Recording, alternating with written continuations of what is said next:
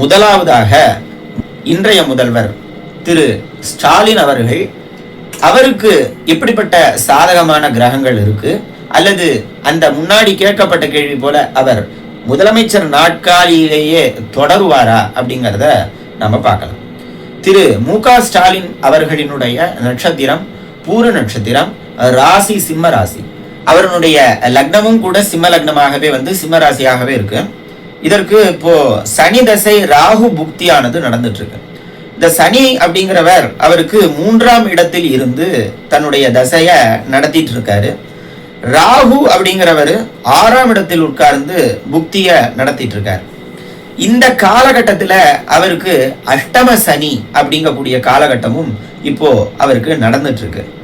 அது மட்டும் இல்லாம இந்த ஓட்டு எண்ணிக்கை நடைபெறக்கூடிய நாள், இதற்கு முன்னாடியே ஓட்டு போட்ட நாள் அப்படிங்கிறதினுடைய அடிப்படையில கிரகங்களினுடைய நிலைமை எப்படி இருக்கு, யாருக்கு எப்படி ஓட்டு விழுகும், அதனால எம்மாதிரியான ஒரு ஆட்சியானது அமையும் அப்படிங்கிறத பத்தி முன்னாடியே நான் காணொலியில தெரிவிச்சிருக்கேன். அந்த காணொலிய நீங்க நம்மளுடைய சேனல்ல போய் நீங்க பார்த்துட்டு வரலாம். அதுல நான் தெளிவாக சொல்லியிருக்கேன், இம்முறை ஏற்படக்கூடிய ஆட்சியினுடைய ஒரு விஷயம் எப்படி இருக்கும் அப்படிங்கிறத, ஒரு தனிப்பெரும்பான்மையான ஆட்சியா, கூட்டணி ஆட்சியா, தொங்கு சட்டசபையா, நிரந்தர ஆட்சியா அப்படிங்கிறதெல்லாம் நான் அதுல ஒரே வரியில சொல்லி முடிச்சிருக்கேன். காணொலி உங்களுக்கு ரொம்ப முதல்வர் ஸ்டாலின் அவர்கள் ஆப்டா இருக்கும்.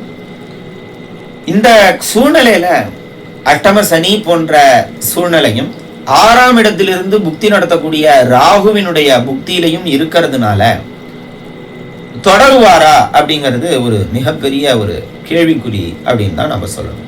அது மட்டும் இல்லாம ஓட்டு எண்ணிக்கை நடைபெறக்கூடிய நாள் அன்னைக்கு உங்களுக்கு அனுஷ நட்சத்திரமும் கேட்டை நட்சத்திரமும் நடைபெறுது.